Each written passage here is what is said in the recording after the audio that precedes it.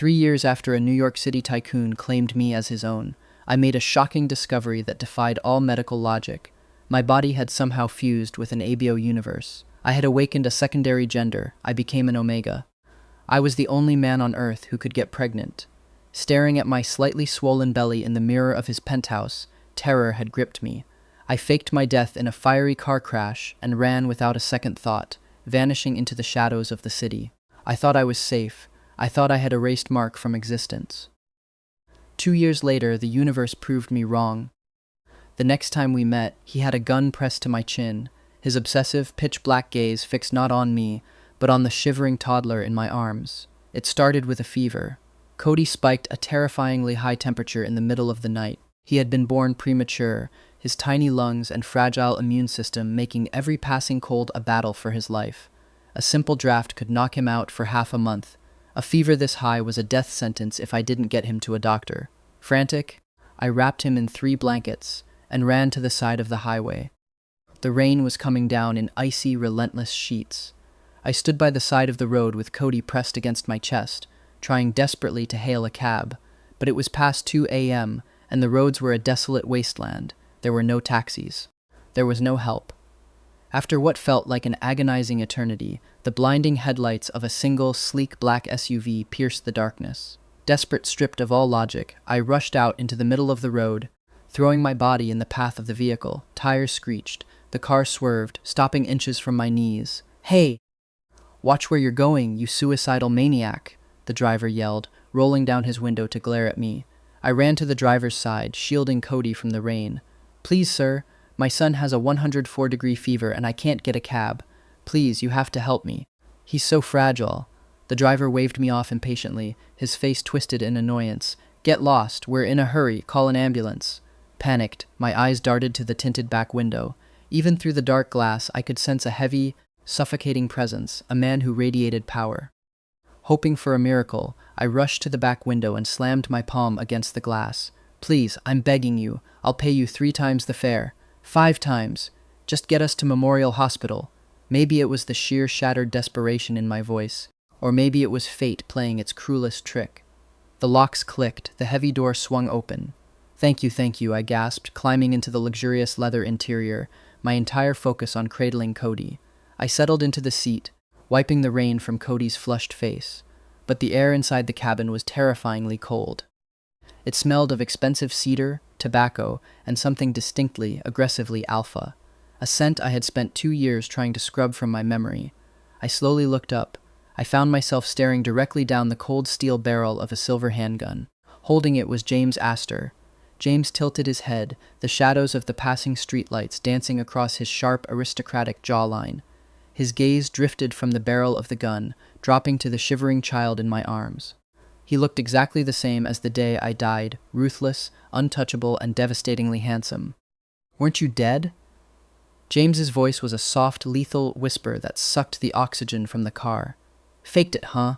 He leaned in, the gun pressing precisely under my chin, forcing my head up. His eyes, dark as a starless night, burned with a terrifying mix of grief and unfathomable rage.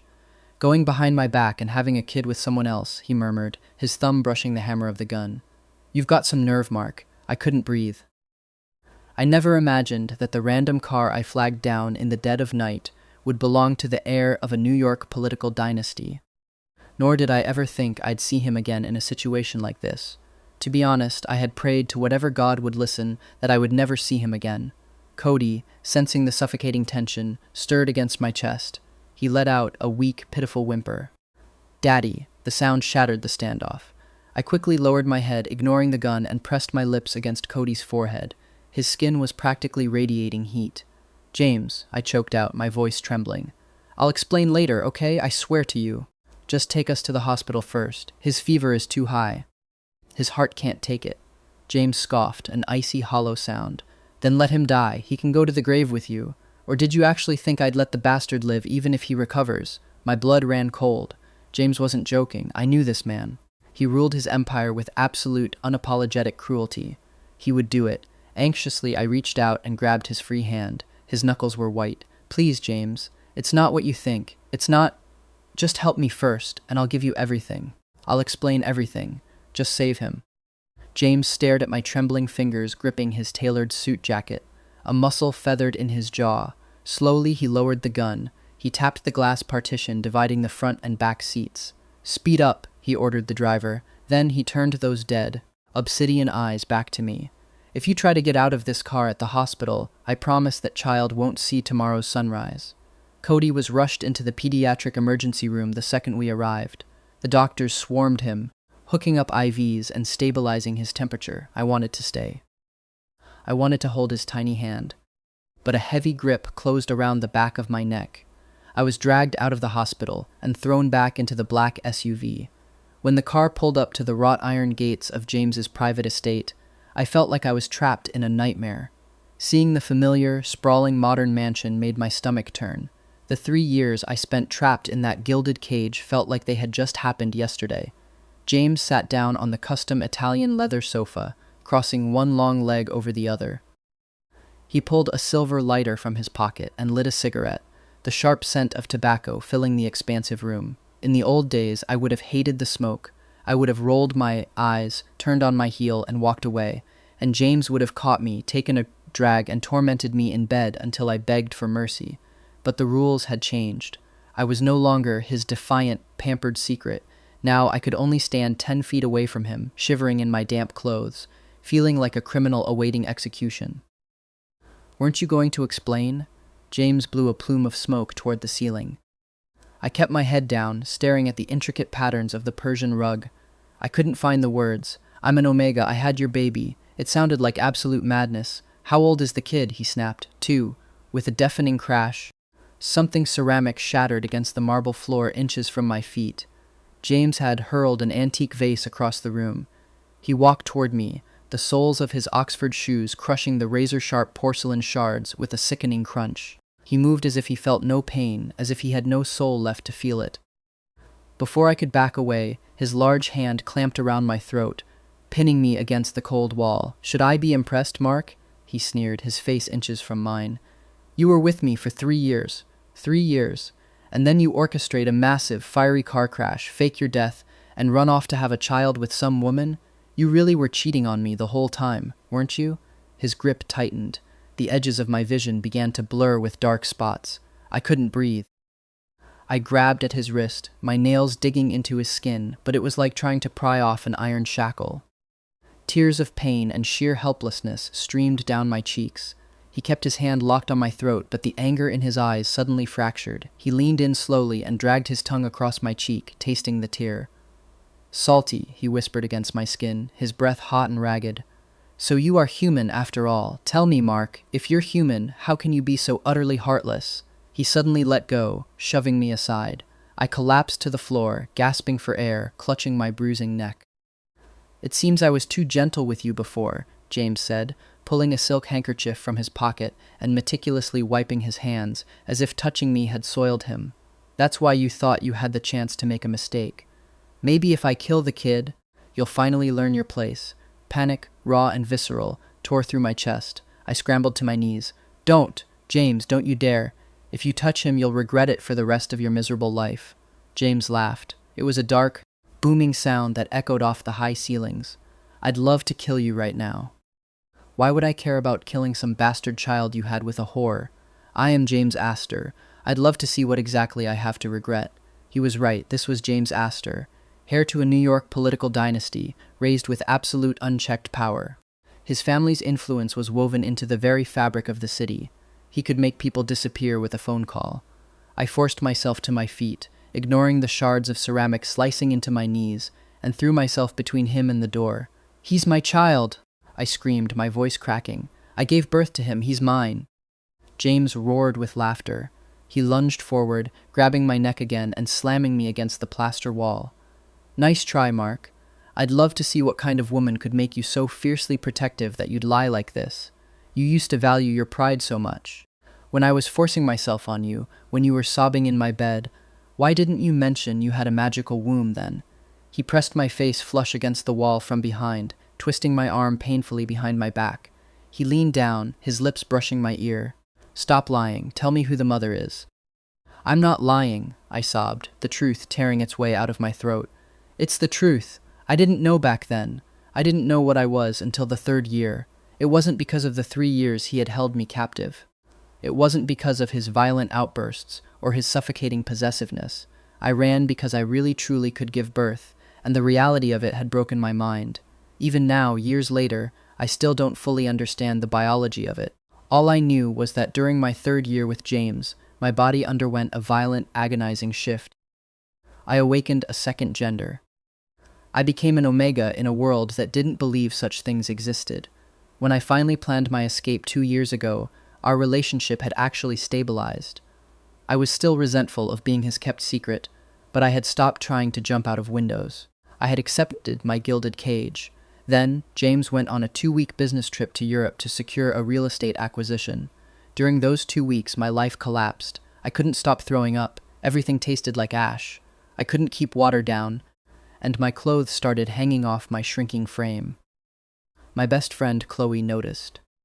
We were having a rare dinner out when I practically collapsed in the restaurant bathroom. Terrified I had a terminal illness, she dragged me to a private clinic for a full blood panel. The doctor had looked at me as if I were an alien. "You have a uterus, and there's a fetus inside it." My first reaction to the news was pure, blinding denial. I was a man. I had lived my entire life as a man. Yes, I had been under another man for 3 years, a fact that had stained my reputation.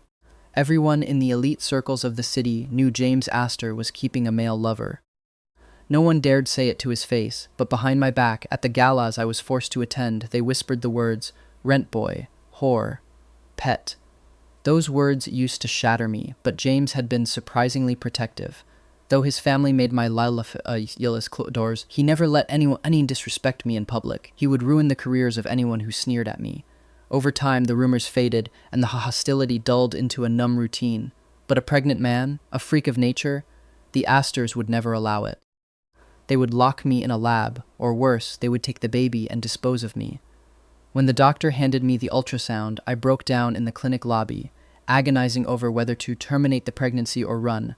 But the moment I saw that tiny, fluttering heartbeat on the screen, a fierce, primal instinct possessed me. I couldn't kill it, and I couldn't let James's family have it. I faked an illness to get James's head housekeeper to authorize a hospital transfer. On the way there, Chloe arranged a flawless interception, a massive, multi-car pileup. The Astor's driver was safely pulled from the wreck, but I vanished into the chaos, leaving behind a charred jacket and enough blood evidence to confirm a fatality. Chloe, using her family's underground connections, secured the forged death certificate. I was dead. Mark was ashes in an urn. "What are you crying for?" James's voice snapped me back to the present. He was staring at my face, looking genuinely confused by my tears. "Didn't you say you gave birth to him? If you're so proud of your lie, why are you crying?" I hadn't even realized my face was wet. I struggled against his grip, my voice a hollow mumble. "I really did give birth to him, James. I'm an Omega. It's the truth." James, furious at what he thought was my relentless stubbornness, let out a harsh laugh. He dragged me away from the wall and pulled me roughly up the sweeping grand staircase. He threw me through the heavy oak doors of the master bedroom, tossing me onto the king-sized mattress. As he loomed over me, blocking the only exit, I felt like a fish pinned to a cutting board. I lay there stiffly, bracing for violence as James crawled onto the bed. But he didn't hit me. He didn't tear my clothes. Instead, he wrapped his massive arms securely around my waist and pulled my back flush against his broad chest, locking me in a vice-like embrace. "Don't flatter yourself," he muttered against the back of my neck. "Don't tell me you actually think I'm still interested in touching you after someone else has." He closed his eyes and went entirely still. Soon, the tense rhythm of his breathing slowed into the soft, even cadence of sleep. I waited. I counted backward from 1,000. When I was sure he was deeply under, I carefully shifted my weight, trying to slip out of his arms to get back to the hospital. My son was waking up alone in a sterile room. I had to go, but before the tips of my toes could even brush the plush carpet, the grip around my waist clamped down like a steel trap. "In such a hurry to see that woman, are you?" James's voice was a low, teasing drawl, but it was laced with absolute ice. There was no trace of sleepiness. He had been awake the entire time, just waiting for me to try and leave. He sat up slowly, methodically straightening the cuffs of his shirt.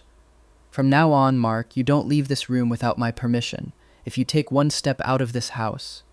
My head snapped up to meet his dark, unyielding gaze.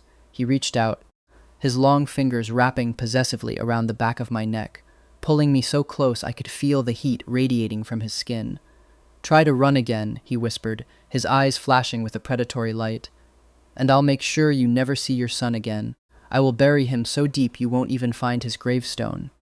I grabbed his wrist, my heart hammering against my ribs. "Take me to the hospital, please." "You won." When we finally returned to the hospital the next morning, the sun was just beginning to break over the city skyline. Cody was already doing much better. The IV antibiotics had done their job. His fever had broken, though his little cheeks were still flushed a pale pink. Sitting right by his bedside, holding his tiny hand, was Chloe.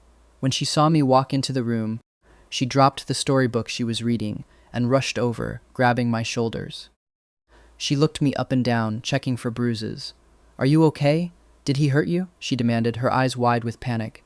I shook my head silently. She knew. She knew everything about the 3 years James had kept me locked away. She was my anchor in the darkest storms of my life. She knew I was gay. She was the first to know I was pregnant, and she knew exactly what kind of monster James Astor could be.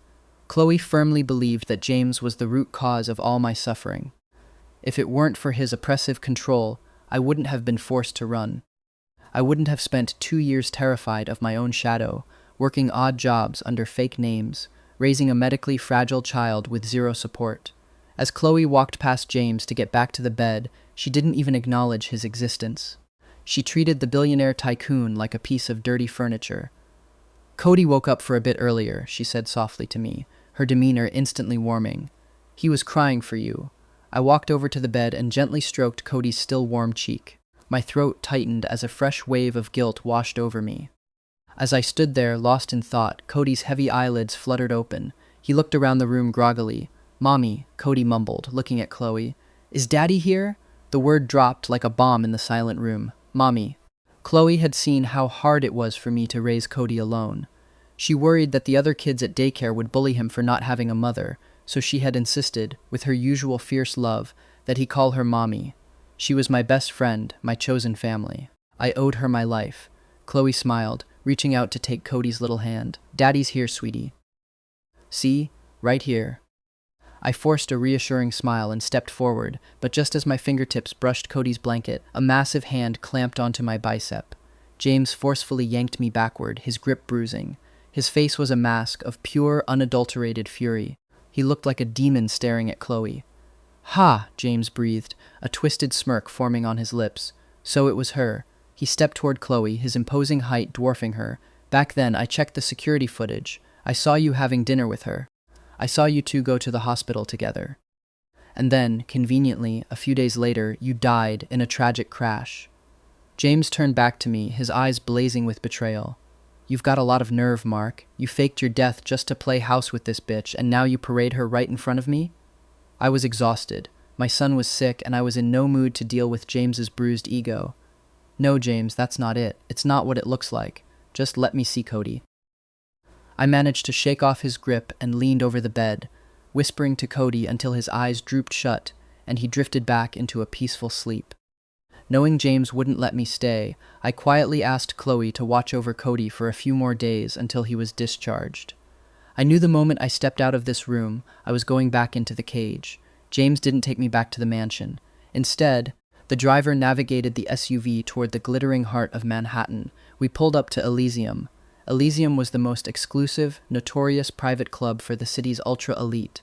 It was a playground for the rich and depraved, where billion-dollar mergers were signed over lines of cocaine, and the price of entry was staggering.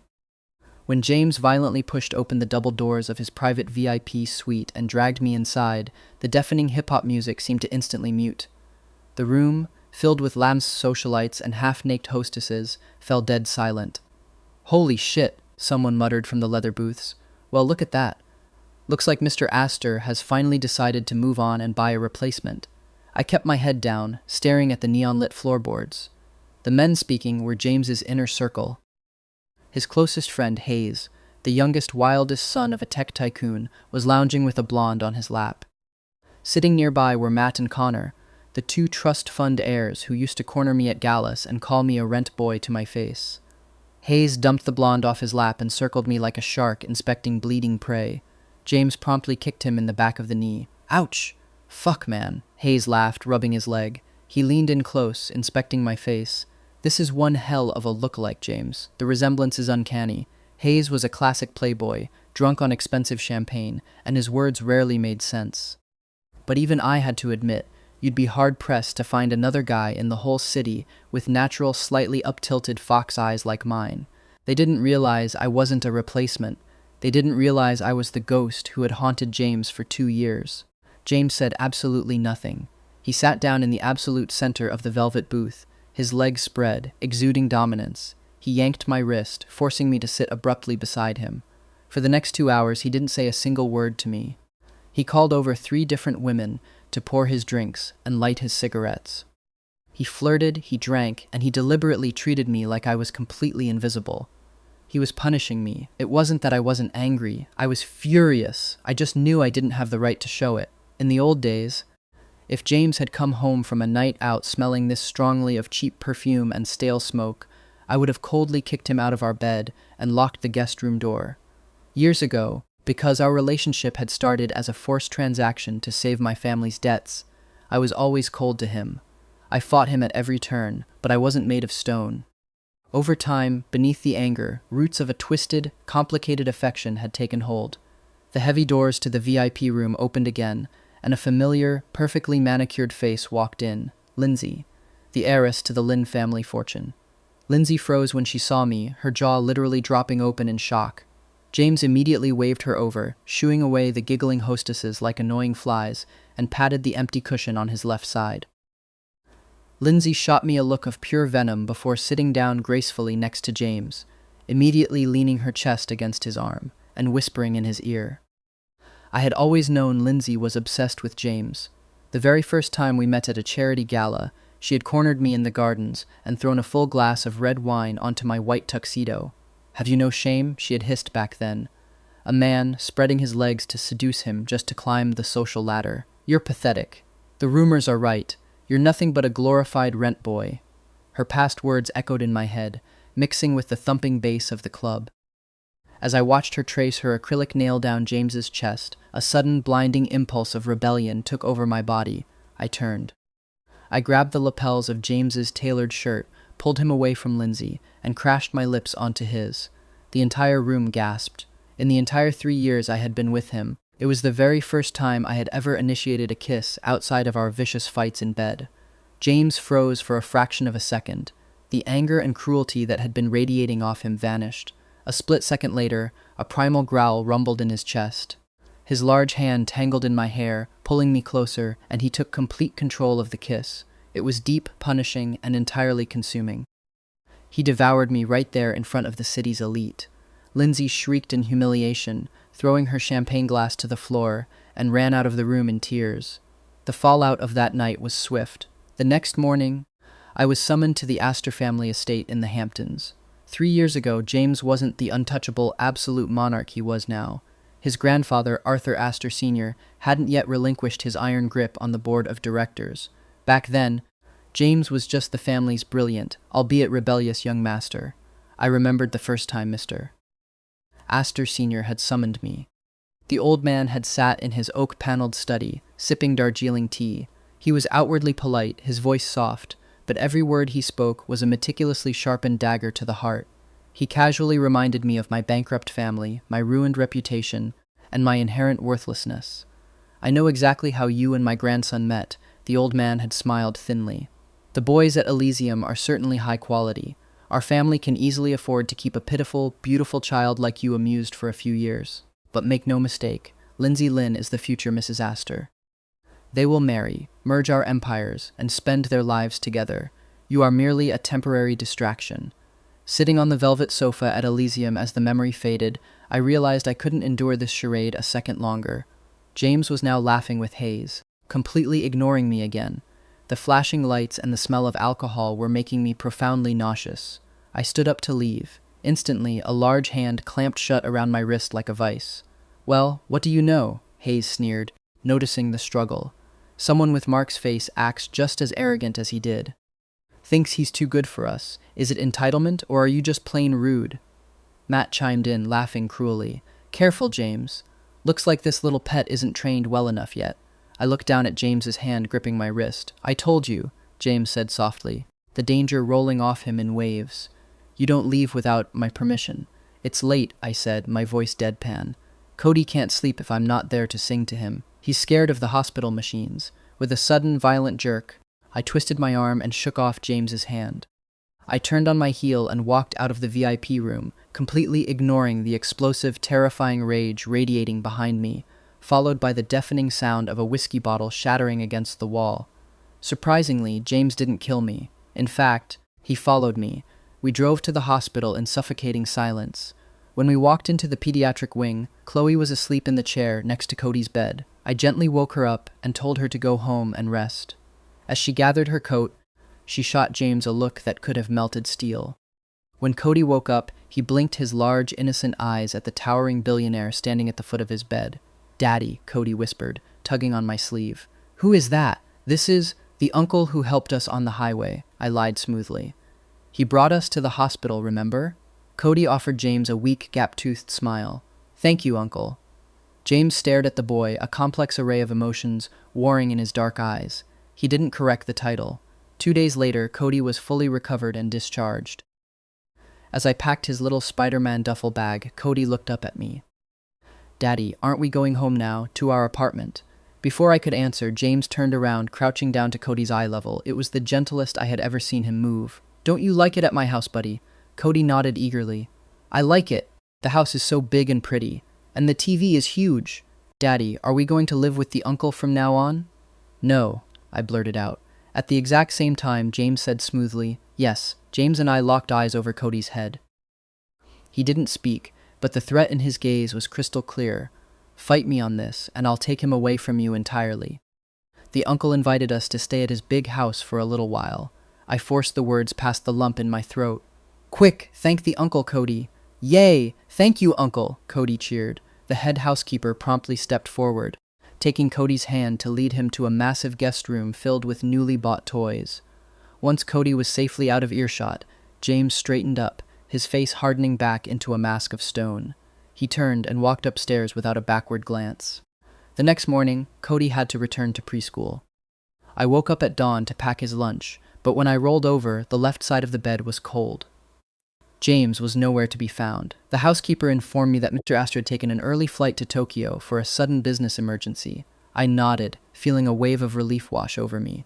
After breakfast, I grabbed Cody's tiny backpack, ready to walk him to the subway station, but as I reached the grand mahogany front doors, 2 massive security guards blocked my path. Mr. Astor has given strict instructions, sir, the driver said, stepping forward to gently take the backpack from my hand. We will be transporting the young master to school. You are to rest at home. I watched the black SUV pull out of the driveway, the reality of my situation settling over me like a suffocating blanket. James was serious. I was under house arrest. But I couldn't just sit here and lose my mind. I had a job. I had a life. During my time in hiding, Chloe and I had launched a boutique design studio specializing in bespoke formal gowns. I had majored in fashion design at Parsons, but my world imploded when my father's company went bankrupt. To escape the scandal and the debt collectors, my parents committed suicide, leaving me utterly alone. I was forced to work grueling night shifts just to pay tuition, which is how I ended up crossing paths with James at a private charity auction. He bought my debts, and in exchange, he bought me. I faked my death before I could graduate, so I never got my degree. With no diploma, a secret pregnancy, and a face recognized by half the Manhattan elite, I couldn't exactly apply for a job at Vogue. So, I began designing under the pseudonym Whisper. My work blew up online.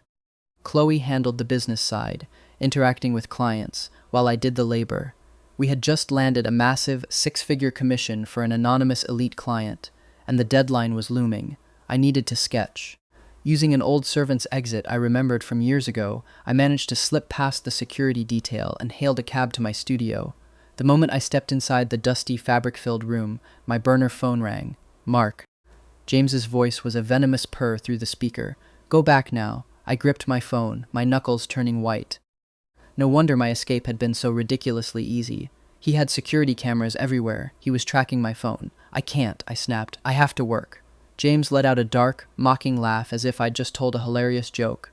Your work? Do I need to remind you what your actual job is, Mark? What did you forget? Just because I'm out of the country for 2 days. His crude words hit me like a physical blow, instantly dragging me back to a humiliating memory from our second year together. We had been at Elysium. Hayes was holding court, drunk out of his mind. The door had banged open, and a tearful young woman had stumbled in. She was one of Hayes's many disposable assistants, a girl he had recently slept with and immediately fired. Hayes had shoved her to the floor like a bag of garbage, condescendingly pouring a $5,000 bottle of red wine over her blonde hair. When I hired you, I told you it was just for fun, Hayes had snarled. When I'm done with you, do I need to give you severance pay? The woman had sobbed miserably, clinging to his pant leg. But I'm your assistant. You can't just abandon me. You need me to manage your schedule. Hayes had kicked her away with a look of absolute disgust. You're a bullshit assistant. If we're talking about your real job, wasn't it just warming my bed? The room had erupted in vicious laughter. The woman, completely shattered, had scrambled to her feet. Before she ran out the door, she had locked eyes with me. That single look of mutual pity and horror had made my skin crawl. I had begged James to take me home immediately. He had agreed, sensing my panic. That night in bed, I had broken down, sobbing into his chest. You bought me, I had cried. So what's my job, James? When you get bored, when you don't need me anymore, will you just throw me away like trash, too? I remember James pulling me impossibly close, his voice thick with raw emotion. Never. You're my treasure. You're the only one I truly love.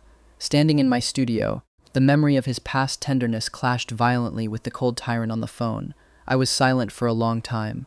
Fine, I whispered, hanging up. I had no choice. I called Chloe and begged her to pack up my fabrics, sewing machine, and sketch pads and deliver them to the Astor estate. When she arrived at the gates, handing over the boxes to the guards, she looked at me with deep pity. So, this is your plan from now on? She asked, softly.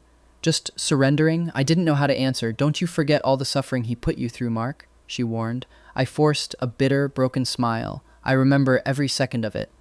I carried the boxes back inside the sprawling mansion. As I walked up the grand staircase, my feet naturally carried me to the 3rd floor. I stopped outside a pair of French doors. During my second year, James had converted the entire East Wing into a sunlit design studio just for me. My hand trembling, I turned the brass knob. The breath left my lungs. The room was exactly as I had left it 2 years ago. Not a single pencil had been moved. The easel stood in the center, my half-finished sketches pinned to the board. The expensive oil paints were neatly lined up on the floor. The palette I had angrily discarded was dried up, resting precisely where it had fallen. The room was immaculately dusted, preserved like a museum exhibit dedicated to a ghost. I sank to my knees, tears blurring my vision. He hadn't erased me, he had enshrined me. I wiped my face, set up my new materials, and got to work. I lost track of time. The sun dipped below the horizon, bathing the studio in shadows. I suddenly realized Cody hadn't returned from school. Panic spiked in my chest. I quickly dialed Cody's kid-friendly smartwatch. It rang 3 times before the line clicked open. Hello. It was James's deep baritone. The massive knot of terror in my chest instantly loosened, but the anger quickly took its place. Why aren't you guys back yet? I demanded. Don't you dare do anything to Cody, James, I swear to God. With that tone, Mark, James ground out, I just might. The call abruptly disconnected. My heart was in my throat until an hour later, when the front doors opened. Cody ran into the dining room, practically vibrating with excitement. Daddy, look at all the cool toys Uncle James bought me. Cody's little arms were overflowing with limited edition action figures, and James trailed behind him, looking exhausted but carrying 5 massive shopping bags from FAO Schwartz. Did you say thank you? I asked, pulling Cody into a hug. Cody nodded vigorously. He bought the whole store. Uncle James is the best. Hurry and eat your dinner, I smiled, kissing his hair. Then go check out your room. Your mommy sent you a present today, too. Yay, mommy's the best, Cody cheered, dropping his toys and sprinting upstairs to find Chloe's gift. The warmth in the room vanished the second Cody was out of sight. James's face darkened into a thundercloud. He practically threw the shopping bags at the bewildered housekeeper and stalked over to the dining table, looming over me. You saw that woman today. James snarled, his voice vibrating with jealousy. "You already know what she is. Why are you still letting him call her that?" He leaned down, his face inches from mine, his eyes dark with cruel intent. "Doesn't she know you've been fucked by me for 3 years? She still wants your sloppy seconds after that?" The sheer audacity and cruelty of his words hit me like a physical slap. He always knew exactly which insecurities to target to make me feel completely worthless. I didn't dignify it with a response. I shoved my chair back and stormed out of the dining room. That night, the inevitable happened. I had turned off all the lamps and rolled over, facing the edge of the mattress. Around midnight, the heavy bedroom door clicked shut. The covers shifted, and James slid into the bed. He brought a wave of damp, cool night air with him, his scent intoxicating and overwhelming. He didn't speak. He reached out, his large hands gripping my hips, and forcibly turned me onto my back. Even in the pitch black, his eyes seemed to glow. He didn't kiss my lips. Instead, his hands roamed downwards with terrifying familiarity, sparking fires along my nerve endings. I struggled, squirming against his weight, muffled protests escaping my lips, but it was useless. James knew my body better than I did. 3 years of daily, intense exploration had been more than enough time for him to map every single vulnerability I possessed. He ignited spark after agonizing spark until my resistance melted into a restless, burning heat. My omega instincts, suppressed for 2 years, roared to the surface, craving the alpha claiming me. He pressed his heavy weight down on me. As we finally became one, a sharp, strange discomfort tore a gasp from my throat. It had been 2 years. My body wasn't used to this intrusion anymore. James buried his face in the crook of my neck, panting heavily. "So warm," he rasped, his voice rough with unrestrained lust. "So fucking wet." He thrusted forward, hard and unforgiving. A sound that was a chaotic mix of pain, surrender, and pure pleasure ripped from my throat. I arched my back, my nails digging half-moons into his broad shoulders. Finally, through the haze of ecstasy and exhaustion, I felt his lips brush against my ear. "Alive," he whispered like a prayer. "You're actually alive." When I finally drifted off into an exhausted sleep, my lower back aching fiercely, I felt a pair of strong, warm arms pull my back flush against his chest. In the quiet darkness, I heard a desperate whisper, "What the hell am I supposed to do with you?" Chapter 8. 2 Pink Lines. For the next week, James and I lived a bizarre double life. During the day, I never saw him. He was either at the Astor corporate headquarters or dealing with political allies. But every single night, he would slip into the bedroom, smelling of city rain and expensive scotch, and absolutely dismantle me in bed. He would be gone before the sun came up, leaving my body bruised and thoroughly loved. But as an apology for his nightly brutality, the daytime deliveries started. Every afternoon, fleets of delivery trucks would arrive at the gates. Boxes from Tom Ford, Rolex, Cartier, and custom Italian shoemakers flooded the foyer. He was drowning me in millions of dollars of luxury goods, acting like a wealthy John overpaying for a high-end escort. It made me feel sick to my stomach. A week later, the custom gown for the anonymous client was finally finished. I texted Chloe to come pick it up. When she walked through the front door of the mansion, I barely recognized her. Chloe, usually a vibrant force of nature with flawless makeup and designer heels, looked completely broken. The dark circles under her eyes were purple and bruised, reaching her chin. Her clothes were wrinkled, and her vibrant spark was entirely extinguished. "Chloe, what's wrong?" I asked, rushing over to hand her the garment bag. At my words, Chloe looked up, her lower lip trembling. Her eyes instantly welled with heavy tears. "He cheated on me, Mark." She collapsed into my arms, sobbing hysterically. I had never seen her this shattered. The he she was talking about was her boyfriend of 7 years, a man she had been with since they were wearing high school uniforms. They were the golden couple. Everyone thought they were destined for marriage. "I asked you before why you guys weren't engaged," I murmured, rubbing her back as she cried into my shoulder. "He always told me he knew I had a fear of commitment." Chloe sobbed, her voice hoarse and broken. "He said he didn't want to pressure me with proposals, that we were taking it slow. I thought he was just being sweet. But I found the text today, Mark. He was using my fear as an excuse. He dragged it out for 7 years because he wanted to keep sleeping with his secretary, but was too much of a coward to break up with me." She was crying so hard her knees buckled. I had the staff put the gown in her trunk, and I drove her back to her apartment. But she couldn't stand being alone. "Drink with me," she begged. I texted Cody's smartwatch, telling him to go to sleep and that I would be late. I knew James would track my phone, but I didn't care. My best friend needed me. We ended up in a dimly lit VIP booth at an underground bar in Soho. Chloe ordered a bottle of tequila and started chugging it straight from the neck. I took a few obligatory sips to pacify her, but my stomach was doing violent flips. I couldn't keep up. Instead, I spent the next 2 hours wrestling the bottle away from her and wiping her tears. Around 10 p.m., the heavy wooden door to the private room was violently kicked open. James stood in the doorway, looking like the angel of death. His eyes swept the room, landing on me and Chloe. Chloe was wearing a scandalous, deep cocktail dress. In her drunken words, it was her revenge dress, and she was determined to find a hot one-night stand. I was leaning intimately close to her, my arms wrapped around her waist, physically trying to drag her off the velvet sofa to take her home. To James, it looked like a passionate embrace. His eyes turned blood red. In 2 massive strides, he crossed the room, grabbed me by the collar of my shirt, and viciously yanked me away from her. "James, stop!" I yelled as he dragged me toward the exit. "We can't just leave her here. She's completely wasted." James didn't say a single word. His grip on my arm was painful enough to snap bone. He threw me into the passenger seat of his sports car, slammed the door, and got behind the wheel. The engine roared like a beast. He slammed his foot on the gas, peeling out of the alleyway and merging onto the busy avenue at terrifying speeds. We were weaving between cars at 90 miles an hour. "Are you insane?" I screamed, gripping the dashboard as we nearly clipped a taxi. "You're going to get us killed! Slow down!" "Did you care about dying when you drove your car off a bridge 2 years ago?" He roared back, his knuckles white on the steering wheel. "She just broke up with her boyfriend," I screamed, tears of pure terror blurring my eyes. "I was there for her. She's my friend." James slammed on the brakes. The car swerved violently, screeching to a halt against the curb. The sudden silence in the cabin was deafening, broken only by our heavy panting. He slowly turned his head to stare at me, his eyes burning with a toxic mix of betrayal and jealousy.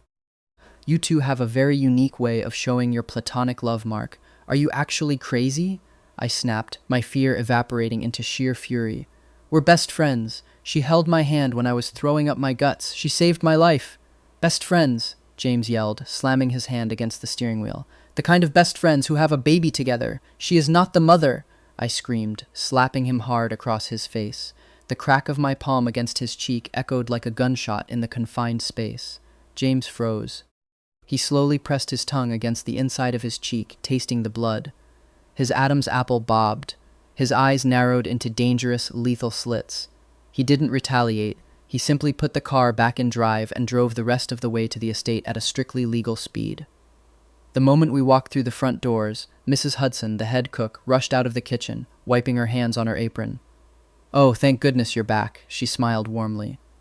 "Just a moment, Mr. Shaw. I'll bring you your soup." The master called ahead and said you were out drinking on an empty stomach, and he was worried you'd get sick. "I made your favorite sea bass broth." She set the steaming porcelain bowl on the dining table. It was true, I had always preferred lighter, delicate flavors. But the second the lid was lifted, the rich, fishy scent hit my nostrils. My stomach violently rebelled. I clamped my hand over my mouth, gagged loudly, and sprinted down the hall toward the downstairs bathroom. James froze dead in his tracks for a fraction of a second before sprinting after me. I collapsed over the toilet, vomiting up the tiny amount of alcohol and water in my stomach, heaving until I was gasping for air. The cook hovered in the doorway, absolutely terrified. I'm so sorry," she stammered. "I followed the old recipe perfectly. It shouldn't smell bad." I weakly waved my hand, trying to signal it wasn't her fault. James was on his knees beside me, his face deathly pale. His massive hands were trembling as he gently rubbed comforting circles into my back, holding my hair out of my face. He looked absolutely terrified that I was dying. Once the nausea subsided, I rinsed my mouth, splashed cold water on my face, and forcefully shoved my elbow into James's stomach. "Get out," I hissed, pushing him out of the bathroom and locking the door. I leaned against the sink, my heart hammering against my ribs like a trapped bird. Ever since I had started sleeping with James again last week, a deep, paralyzing fear had taken root in my mind. I was an Omega. I wasn't on any suppressants. James never used protection. If I could get pregnant once, I could get pregnant a second time. I reached into the deep pocket of my coat and pulled out the pharmacy bag I had secretly purchased while Chloe was in the bathroom at the bar. My hands shaking violently, I took the tests. I set them on the marble counter and stared at my reflection in the mirror, counting the agonizing minutes. When the timer on my phone buzzed, I looked down. 2 lines. I checked the second brand. 2 bold, undeniable pink lines. A wave of pure horror washed over me. I clamped my hands over my mouth to stifle a sob. I was a monster again, the absolute freak of nature. Not even Cody knew the truth about his birth. I made him call me Daddy precisely to maintain the illusion of a normal, ordinary father-son dynamic. If society found out I was a breeding anomaly, they would tear me apart. While I was spiraling into a panic attack, trying to figure out how to destroy the evidence, the brass doorknob clicked. James had used a master key. The door swung open. When I saw James stepping into the bathroom, his brow furrowed in concern, my primal instinct took over. I lunged toward the trash can to bury the plastic sticks, but I was too slow. James's reflexes were lightning fast. He snatched the 2 plastic tests right out of my trembling hands. Time stopped. The silence stretched for so long I thought the blood in my veins had literally frozen into ice. James stared at the 2 pink lines. He stared at them until I thought his eyes would burn holes through the plastic.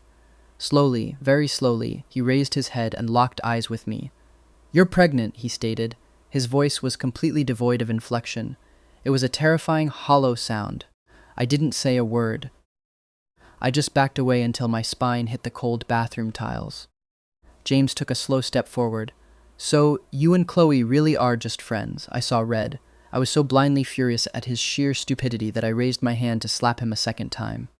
Was this really the moment to be discussing my platonic relationship with Chloe? Shouldn't he be screaming in horror? Shouldn't he be asking how the hell a man was standing in front of him with a positive pregnancy test? Shouldn't he be calling me a freak?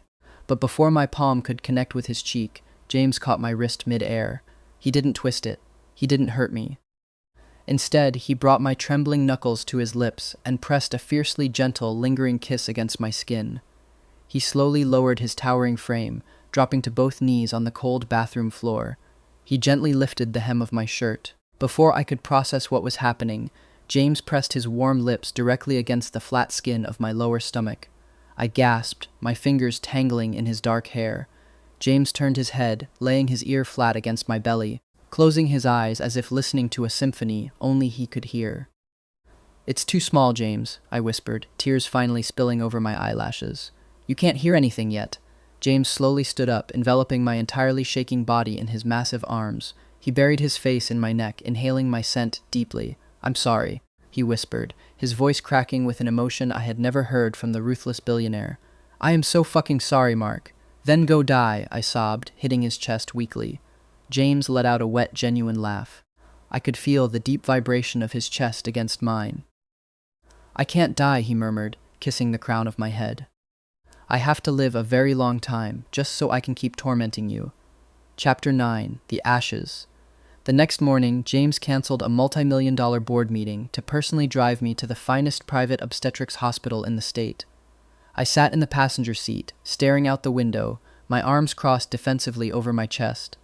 I don't want to go. It feels too strange. The doctors are going to look at me like I'm an alien. "Let's just get a baseline checkup, okay?" James reasoned softly, keeping one hand on the steering wheel and using the other to gently hold my hand. "I promise it'll be perfectly safe. I bought the hospital this morning. Everyone in that building has signed non-disclosure agreements that would ruin their bloodlines if they speak a word. Don't you want to know how the baby is doing?" I don't. It was true. I didn't. I was terrified of this child. In fact, if I was being brutally honest with myself, I didn't feel an immediate magical bond with Cody before he was born either. Being pregnant, having my body hijacked by biology I didn't understand, it made me feel monstrous. James seemed to understand the deep psychological trauma I was grappling with. He squeezed my hand gently. "We'll just get the ultrasound. If you decide you don't want to keep it, I'll fly in the best surgeons, and we'll take care of it safely. You don't have to do this if it hurts you." His unconditional support finally broke down my walls. I nodded, and we walked into the clinic together. The checkup was extensive. To my profound relief, the elite specialist treated me with the utmost clinical respect, completely unfazed by my anatomy. The results showed that everything was perfect. This baby was growing strong, vastly healthier than Cody had been during his fragile gestation. Sitting in the private consultation room, holding the glossy black and white ultrasound photo, my eyes started to well up. "What's wrong, sweetheart?" James was instantly on his knees in front of my chair. "Are you in pain? Don't be scared, I'm right here." He wrapped his arms around my waist, patting my back gently, as if comforting a frightened child. Cody's condition was so bad back then, I sniffled, a tear dropping onto the ultrasound paper. It was true. When I first ran away, I was entirely cut off from the Astor fortune. I had no money, living in a damp, unheated basement apartment, depending entirely on Chloe's meager entry-level salary. I was malnourished, chronically stressed, and deeply depressed. There were 3 separate occasions during that pregnancy where I started bleeding and nearly lost Cody. My trauma and poverty had forced him to be born premature, condemning him to a life of weak lungs and hospital visits. James was silent for a very long time. He pulled me against his chest, burying his face in my hair. "It'll be okay," James vowed, his voice vibrating with absolute certainty. "You will never, ever have to suffer like that again. I swear it on my life." When we got back to the estate, the emotional exhaustion hit me like a freight train. I shut myself in the master bedroom and slept for hours. In the late evening, I thought I heard a familiar, loud voice drifting up from the grand foyer. I slipped out of bed and opened the bedroom door. Sure enough, there was Chloe. She was back to her usual, vibrant, intimidating self, wearing killer stilettos and showing absolutely zero signs of the devastating breakup from the night before. She spotted me on the balcony and did a dramatic twirl. "I'm still me, bitch! Nobody can knock this queen down for long!" she shouted up to me. By the way, our mystery client was ecstatic. "The final payment cleared the accounts this morning. I wired you your half of the 6 figures. I smiled, walking down the grand staircase. "Why are you here, Chloe?"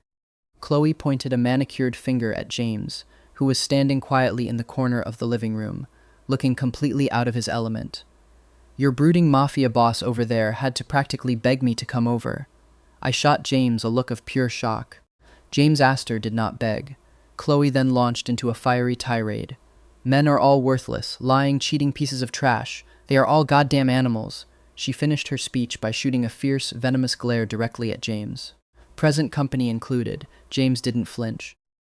He didn't order his guards to throw her out. He just took the insult. After chatting with Chloe for an hour over tea, the truth slowly dawned on me.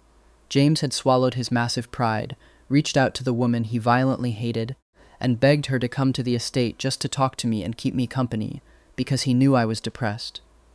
Once Chloe hugged me goodbye and left, James sat down on the living room sofa.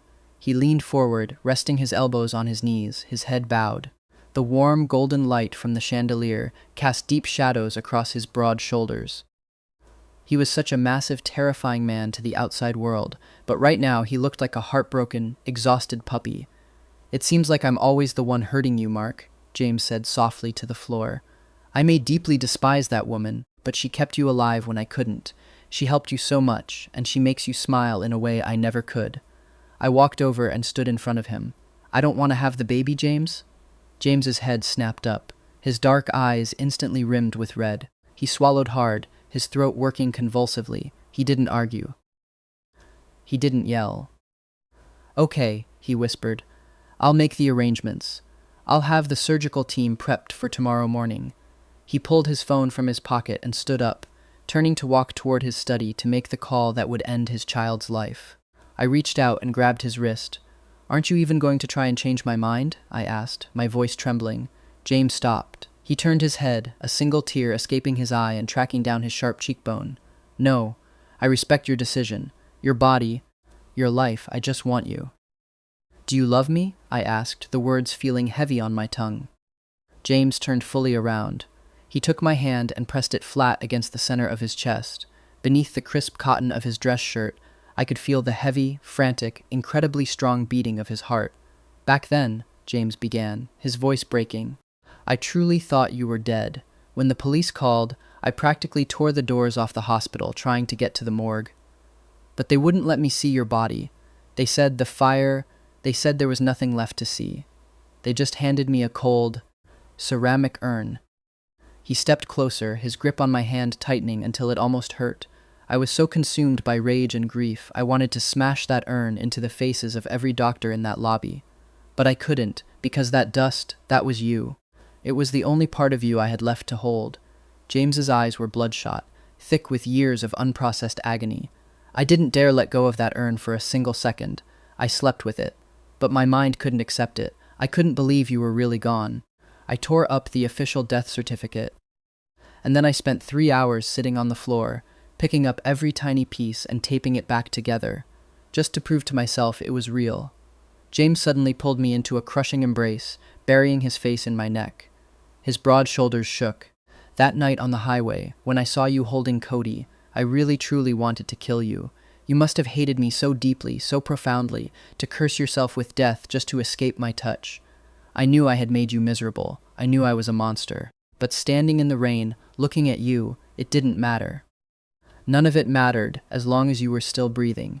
His voice was clear in my ear, but the sheer weight of his confession made the room spin. But through the agonizing pain in his words, I finally heard the absolute truth. In this world, in this life and the next, for all eternity, James Astor would love me. Even if I hated him, even if I destroyed him, James would love me until the stars burned out. I buried my face in his shoulder, inhaling the scent of cedar and rain, and began to sob. I hugged his massive frame back with all the strength I had. James's entire body tensed, as if shocked by my touch. "I don't hate you," I cried onto his shirt. "I faked my death. I ran because I didn't want you to look at me and see a freak. Where on earth does a man suddenly grow a womb and get pregnant? I was so scared your family would lock me away. Back then, sitting in that clinic, I wished I really was dead." Just as I was about to completely break down, a sharp, piercing wail echoed from the top of the stairs. "Daddy, I don't want you to die!" "Wah!" I gasped and pulled back. Cody was standing at the top of the grand staircase, clutching his Spider-Man blanket, tears streaming down his chubby cheeks. I had no idea how long he had been standing there, or how much of our traumatic conversation he had actually understood. "Daddy's not a monster," Cody sobbed, rushing down the stairs and throwing his little arms around my legs. "Daddy is just Daddy," I sniffled, dropping to my knees to hug my son tightly. I didn't know if a 2-year-old could comprehend the complexities of abiogenetics or faked deaths, but his pure, innocent words healed a crack in my soul. James knelt down beside us. He reached out and easily scooped Cody into his massive arms, kissing the boy's tear-stained cheek. "Cody's exactly right," James said, his voice thick with emotion as he looked at me. "Daddy is just Daddy, and Daddy is perfect." That night, for the first time in 2 years, our family was whole. Cody slept soundly in the center of the king-sized bed, safely wedged between James and me. I rested my hand on my flat stomach. I had made my decision. I was keeping the baby. Chapter 10. The Dynasty Secured. The next morning, the heavy atmosphere in the mansion had completely evaporated. I was standing in front of the mirror, adjusting my sweater to get ready for a more detailed follow-up scan at the hospital. I opened the bedroom door and paused. Down the hallway, I heard Cody's bright, giggling voice. "Big Daddy, catch!" I peeked around the corner. James, the ruthless billionaire who terrified Wall Street executives, was on his hands and knees on the carpet, playing catch with a stuffed dinosaur. I walked into the room, crossing my arms. "Why does he get to be Big Daddy?" I demanded playfully. James caught the dinosaur, shooting me a devastatingly smug, arrogant smirk. Cody giggled wildly, running over to hug my legs. "Because Big Daddy is bigger than you, Daddy." Suddenly, the last lingering embers of my anger vanished. I couldn't be mad anymore. With the news of the second pregnancy out in the open, James shifted into overdrive. He became obsessively protective, and within a week, he had hired an entire team of luxury wedding planners. It's not even federally legal for 2 men to have a biological child together on a marriage certificate. I sighed, sipping my decaf tea in the sunroom. Why bother with a massive ceremony? James was sitting across from me, aggressively flipping through a towering stack of venue portfolios, looking deeply dissatisfied with all the million-dollar options. Hearing my words, his head snapped up. He looked at me with a perfectly crafted, deeply wounded expression. "Are you really not going to let me be seen in public with you, my great famous designer?" James pouted. Cody, who was playing with blocks on the rug, immediately puffed out his cheeks and mimicked James's deep voice perfectly. "Yeah, are you really not going to let Big Daddy be seen in public, Daddy?" I took a sharp, aggressive bite of my apple to hide my smile. Ever since that night on the floor, the two of them had become an inseparable, terrifying team. Cody was even starting to mimic James's arrogant mannerisms. "Speaking of designers," I said smoothly, chewing my apple, "you should know, I'm Whisper, the designer you commissioned for that six-figure gown." James didn't even look surprised. He casually flipped to the next venue photo. "I already knew, Mark. Who do you think the anonymous elite client was? I commissioned that gown for my grandmother's upcoming charity gala just to make sure you were making enough money to eat while you were hiding from me." My jaw dropped. I threw a decorative pillow at his head, which he caught effortlessly with a smirk. A month later, James drove us out to the Hamptons. It was time to face the final boss. Arthur Astor Sr.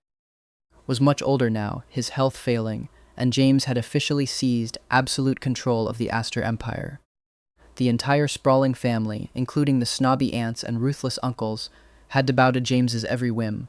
When we walked into the grand parlor, Mr. Astor Sr. was sitting by the fireplace. He looked at me, his eyes sharp. "Long time no see, Mr. Shaw," the old man rasped. "I see you're as resilient and as handsome as ever." I pressed my lips together in a tight, polite line and said absolutely nothing. I hadn't forgiven him for the hell he put me through. James gently pushed Cody forward. "Cody, say hello to your grandpa." Cody, who possessed exactly zero of my social anxiety and all of James's supreme confidence, strutted out from behind James's legs. He smiled sweetly. "Hello, Grandpa." The old man's eyes widened. He stared at the child, who possessed the undeniable Astor jawline and my fox-like eyes, and a strange, watery emotion crossed his weathered face. Before dinner, James and his grandfather locked themselves in the private study. They argued for over half an hour. I didn't hear the details, but when they emerged, Mr. Astor Sr. seemed to have magically, tacitly accepted my permanent presence in the family. During dinner, he was exceptionally affectionate with Cody, even letting the toddler play with his antique pocket watch. I found out the truth later that night in bed. James had laid all his cards on the table. He told his grandfather about my ABO dynamic, the pregnancy, and then delivered a lethal ultimatum. "Don't ever try to get rid of him again," James had threatened the old man. "If he leaves me again because of this family, I will systematically dismantle and destroy the Astor Empire, piece by piece. You have a blood grandson now, and you have another on the way. Accept it and enjoy your comfortable retirement." When I heard that, I was initially shocked by the sheer ruthlessness of it. But then, a deep, satisfying warmth bloomed in my chest. He had finally avenged the humiliation I suffered 3 years ago. 7 months later, the day our second son was born, I learned just how deep James's devotion truly ran. Because of my unique male anatomy, natural birth was impossible. I was wheeled into the sterile, brilliantly lit operating room for a scheduled C-section. James held my hand through the entire procedure, his face pale behind his surgical mask, whispering endless praises into my ear. When the piercing cry of our newborn echoed through the room, the nurses quickly cleaned the baby and wrapped him in a warm blanket. But James didn't even turn his head to look at his new heir. He stayed entirely focused on me. He pressed his forehead against mine, his tears mixing with the sweat on my brow. "You did it. You worked so hard, Mark. I love you. I love you more than life itself." "Go look at him," I urged weakly, a tired smile pulling at my lips. James finally turned to accept the bundle from the nurse, bringing the baby over so we could look at him together. Later that evening, as I was recovering in the VIP luxury suite, Chloe walked in holding a massive bouquet of blue hydrangeas. She leaned over and whispered a secret the nurses had told her. The moment my C-section was successfully completed and I was moved to recovery, James had walked into the adjacent operating room. He had immediately undergone surgery himself, a permanent vasectomy. He refused to ever let me endure the pain, fear, and trauma of pregnancy ever again. 2 children were enough. His empire was secure, but his priority was my life. James walked into the room a moment later, looking slightly sore but carrying Cody on his hip. Cody ran over and climbed onto the edge of the hospital bed, his eyes wide as he looked at the sleeping infant in the bassinet next to me. "He's so tiny," Cody whispered, his eyes rimmed with red, overwhelmed by the emotion in the room. I reached out, my fingers weak but steady, and squeezed James's large hand. I looked up into the dark, obsessive, infinitely loving eyes of the man who had once been my captor and was now my entire world. "I love you too, James," I whispered softly. "I love you both."